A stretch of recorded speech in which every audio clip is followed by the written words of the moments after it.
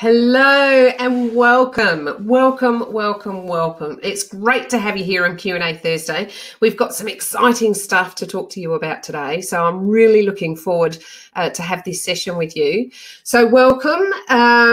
We are going to talk about today having those confrontational, courageous conversations that we all avoid like the plague. It's been something that's been a bugbear for many leaders for a long time.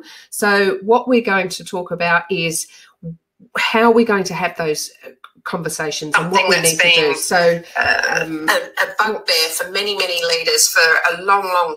Okay, sorry about that. Okay, all right, so what we're going to do, we're going to talk about that today. It's going to be really exciting. We've got some great stuff to share. I've got some, you need to make your team accountable and you have to have those courageous conversations. So there'd be abundance of courageous conversations that you need to have with your team that a lot of people go into avoidance for. So for example, what about when a team member is, they've got constant absenteeism? You have to have that conversation. What about if there is a bit of hygiene issues at work? You have to have that conversation. What about if there is some conflict in the workplace or in the team?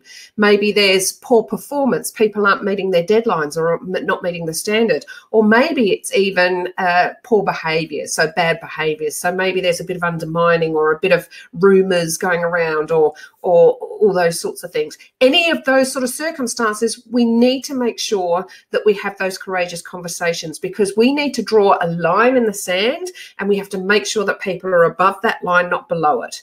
And to ensure that we have that line in the sand, we have to continue be consistent with the conversations that we're having. So really important.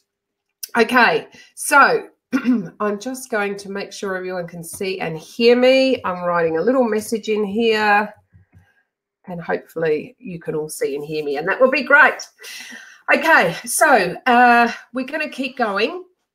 I'm going to share my screen with you. I've got some really great stuff to share with you, so stay with me while I share my screen. All right, so we're going to talk about how they suck. Confrontational conversations really do suck. They make us feel emotive. We feel nervous. We feel anxious. We feel a little bit scared to do them. And that's all normal sort of responses to have when you're having to have one of these conversations, and that's okay. Why we need to have them? Because we need to draw that line in the sand, like I said before. If we allow things to happen, if we allow people to be rude to each other, if we allow absenteeism to continue, if we allow poor behaviour, poor performance, or all those sorts of things to happen, then we're creating a new norm, and suddenly that becomes the norm and everyone does it. We do not want that to happen. You want a high-performing team, and to get a high-performing team, you have to ensure that people are standing up to a particular standard. And if they're falling below the standard, then you need to make them accountable to come back up to that standard. But believe you me, I know that they suck. Okay, but it's just part of our job, and sometimes it's a really difficult part of our job. So let's see what we need to do. Okay, so honesty is the best policy. So if somebody is underperforming, then you say, look, you're underperforming, and then go into the details. If somebody's late in delivering on a project and you're really disappointed in that, then you need to say, look, I'm really disappointed that you missed the deadline on that project. You don't need to sugarcoat it. You need to be true and straight to the point, because at this point of the conversation, there cannot be any ambiguity.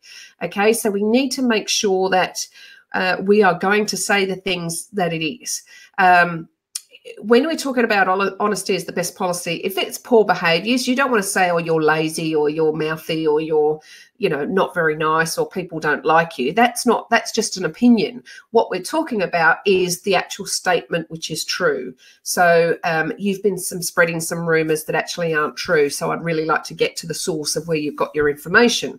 Or you've been coming in late for the last 3 weeks, at least twice a week, and that's causing an issue because it's making other people take on that workload. Can you tell me what's going on? So you're going to say things honest, but you're not going to use language that specifically isolates somebody. So honesty is the best policy. Don't sugarcoat it too much. Don't tree hug it. Don't fluff it up, because honestly, you don't want any sort of ambiguity in this conversation. So make sure that you look at it in a really honest and genuine way, and that's the language that you're going to use.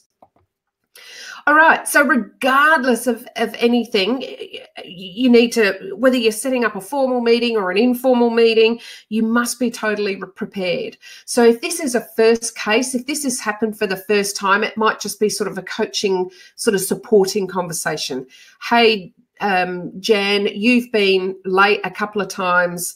I'm not sure what's going on. Can you tell me, where can I support you? What's happening? So it's more of a seek to understand type thing. If you've had this conversation a number of times and it's repeating itself and there's a theme coming out, then it can be a more formal conversation.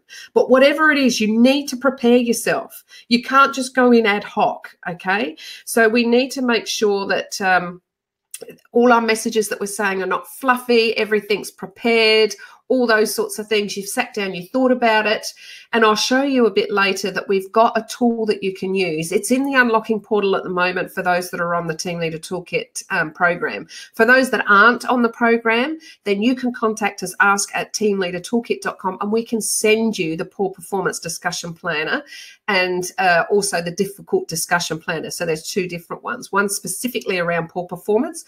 One's about those confrontational discussions that could be based around behaviours or absenteeism or any of those sorts of things as well. So this is going to help you prepare.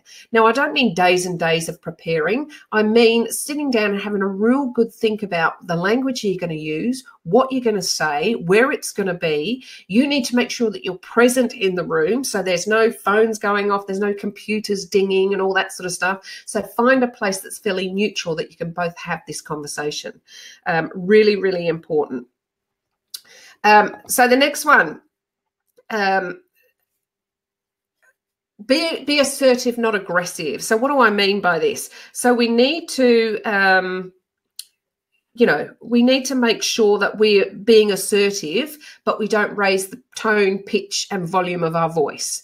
Okay, so yes, you're going to be straight to the point. Yes, you're going to be honest. Yes, you're going to be assertive, but you're not going to start yelling. You're not going to start getting emotive. Now, emotions will come into it. You're going to feel nervous. You're going to feel anxious. You're going to feel scared. They're all natural sort of emotions. What I want you to do is take those emotions and manage them. And the way we manage them is make sure that we're really well prepared when we go into the room to have this conversation. It really helps us. It puts us on point.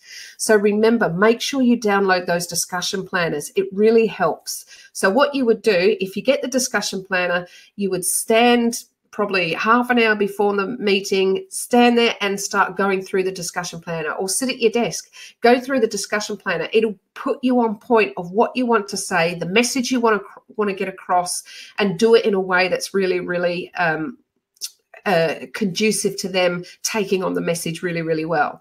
So make sure you use that. We're not going to get aggressive. We're going to be assertive though.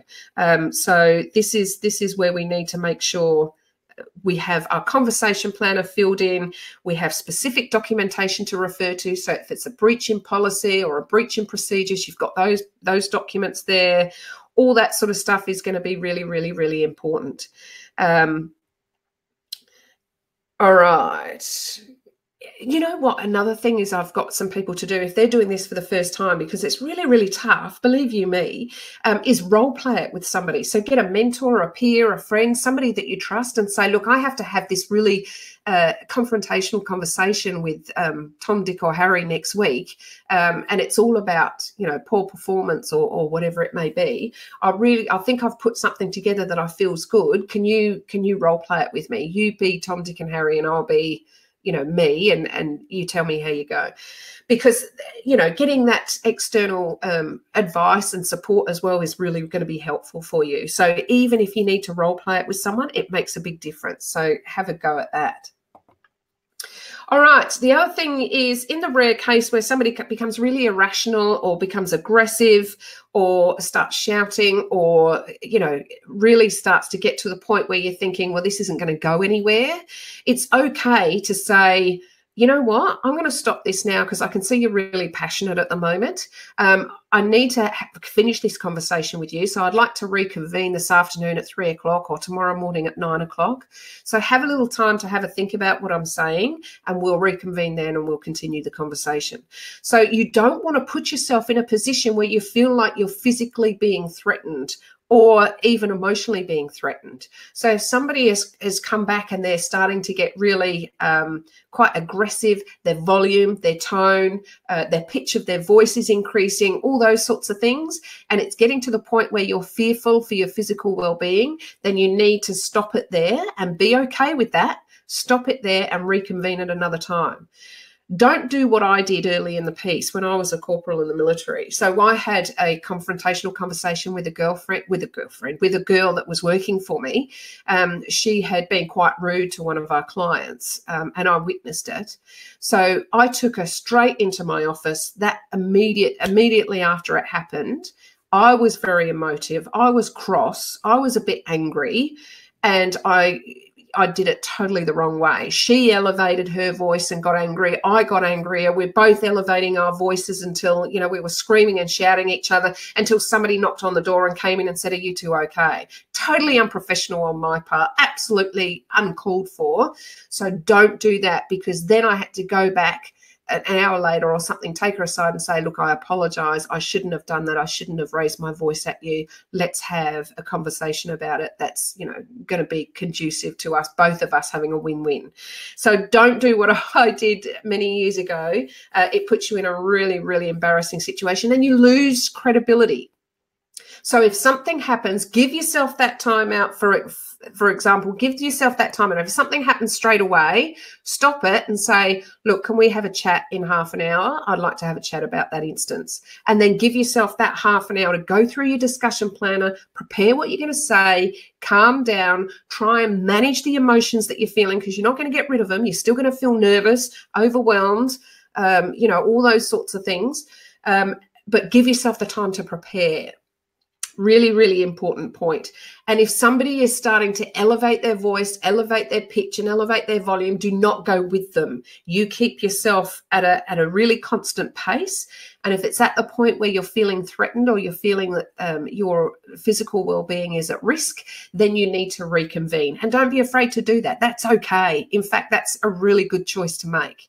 Okay, so but the biggest thing is you need to reconvene. They need to know that shouting and screaming at you is going to get them off the hook. No, we're going to reconvene. We're going to talk about this afternoon or tomorrow morning, or, you know, whatever time is appropriate. Don't make it days away. It has to be like in a few hours' time where you both can go away and sort of, you know, think about things that are happening. But yeah, make sure you do reconvene.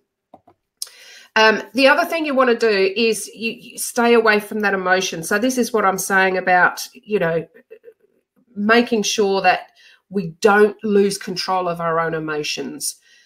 Yes, you're going to feel nervous. Yes, you're going to feel overwhelmed. Yes, you're going to feel scared. And they are all okay emotions. It's how we manage them which really is going to make a difference. So make sure that you manage them in a way that is still going to get the message across in a really calm manner. Okay, so harder to do than say, believe you me, especially in those confrontational sort of conversations.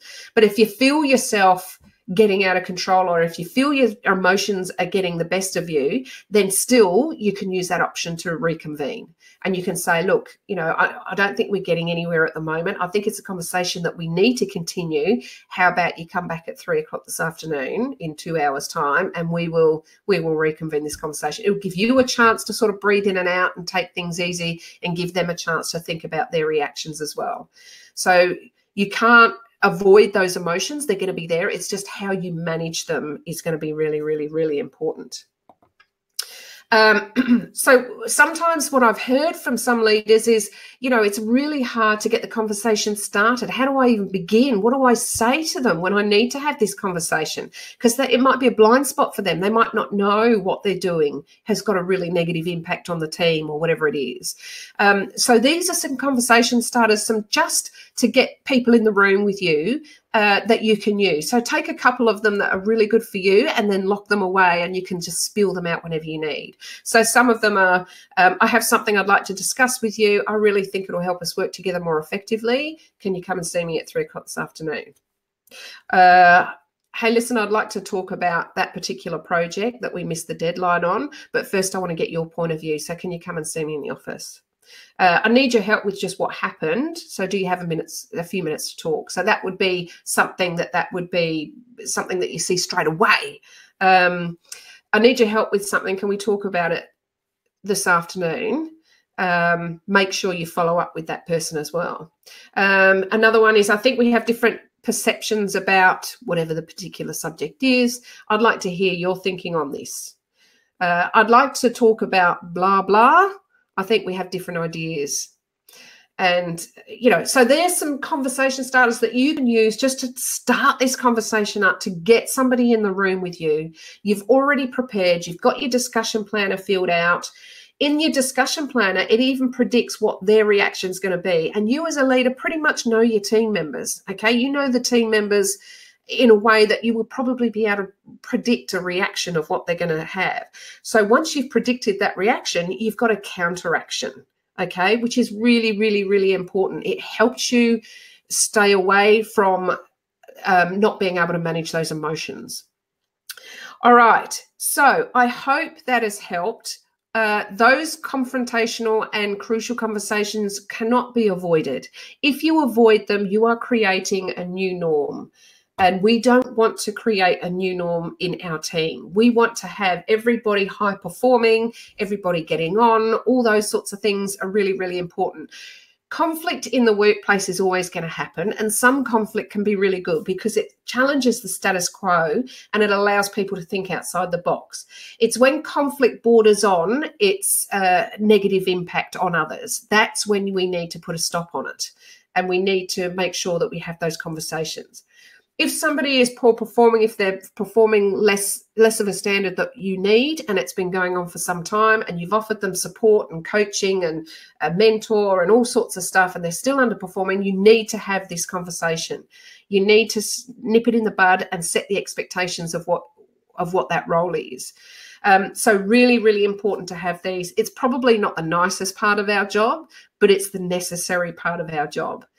Your job is to make your team accountable. Draw the line in the sand. And let me tell you, at first it might be really hard and you might be having a few of these, but you've got people on your team that are just waiting for this. They're going to thrive in an environment where they know where the line in the sand is.